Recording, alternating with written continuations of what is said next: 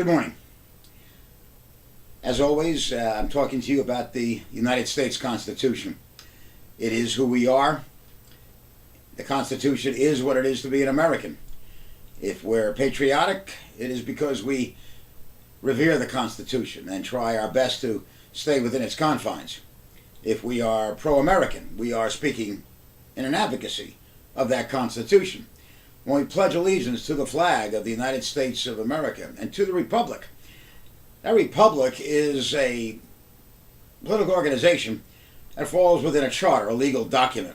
That legal document that we are pledging allegiance to is our Constitution. If we are not, in fact, Americans because of our Constitution, there is nothing else that can possibly define us. As we look at the current situation, we have a major problem. We have a problem that is not only part of an American dilemma, but certainly it has worldwide implications. It is driven by worldwide circumstances as it stands right now. America, rather than as it has been historically, being the adult on the block, being the nation that stands tall, maintains economic integrity and financial stability, and lets perhaps many of the other children nations run around and just have fun, do what they want. We, in fact, have become a participant in the childish games of excessive spending, of believing that somehow there were no economic or financial constraints, there were no rules of economics or finance that we had to adhere to, that we could merely go on and on and on and spend and spend and spend and print money, and no matter how else you might want to position what we do with quantitative easing, for example, it is printing money. So right now we have, in America, we've just been downgraded by Standard & Poor's, something they warned us about, and something that obviously was appropriate within our current state of obvious mismanagement of our existing finances. We're downgraded, and we have what is theoretically a financial crisis. I see it not, though, as a financial crisis, but I see it as a constitutional crisis. I see it as a circumstance where and in which we have failed to fulfill the essential constraining influences of our Constitution.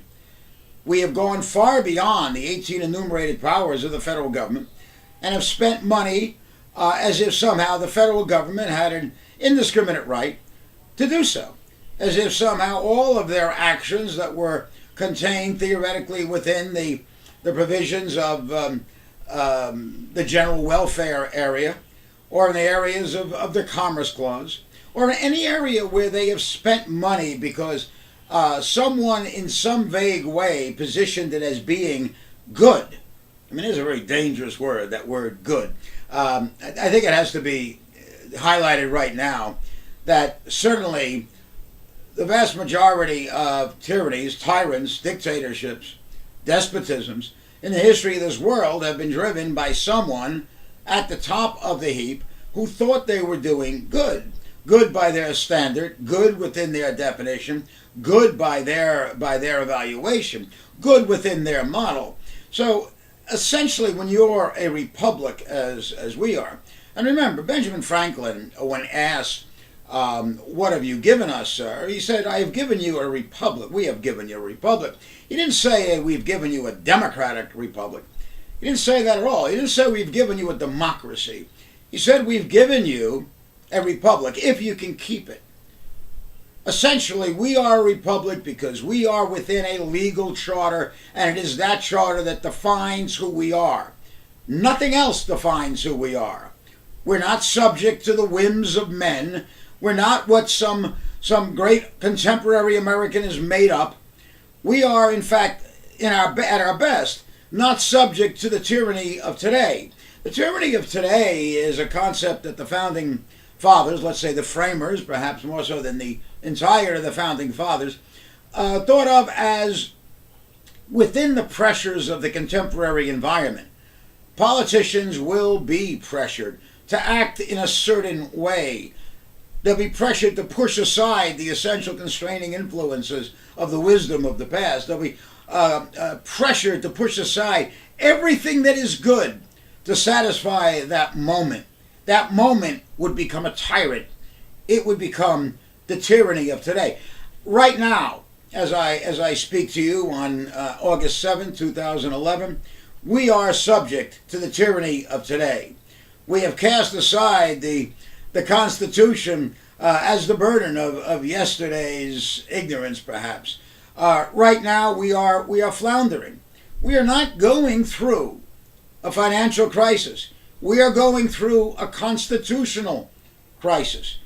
I would suggest that there is absolutely no chance that our federal government, within its own devices, can in any way alleviate the financial devastation that we're going through, and that certainly lies ahead, to the point perhaps of it essentially permanently altering the fiber, the success fiber of America.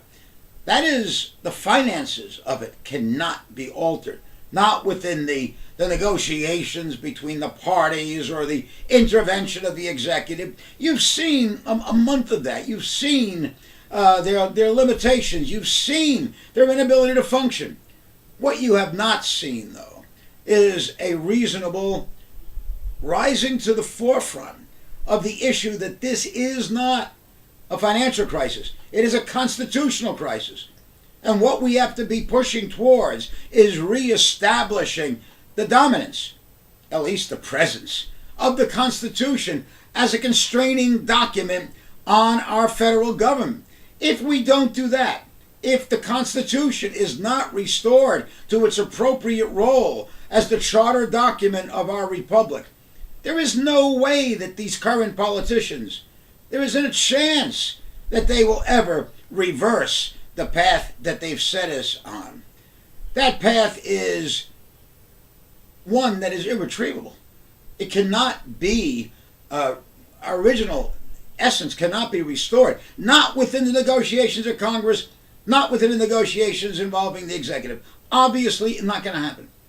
What might happen, I say, is that if we talk about the Constitution right now, rather than about finance, we can clearly identify that the Constitution has been violated, that we are so far outside the constitutional constraints that unless we get returned to being inside those constitutional restraints, we cannot restore ourselves. I'm not optimistic that this can happen either. But I'll tell you what, there isn't a chance that these politicians, our executive, with the media destructive type of analysis surrounding him, with our education system failing and producing people without the slightest idea of how a successful republic can guide the political circumstance and the economic circumstance of a great nation, as our Constitution has historically done, there isn't a chance we can retrieve America. We can retrieve America if we return to the constraining influences of the Constitution of the United States of America. Let's hope, as Americans, that we can certainly get that done. Thank you very much, and I'll be talking to you again real soon. Thank you.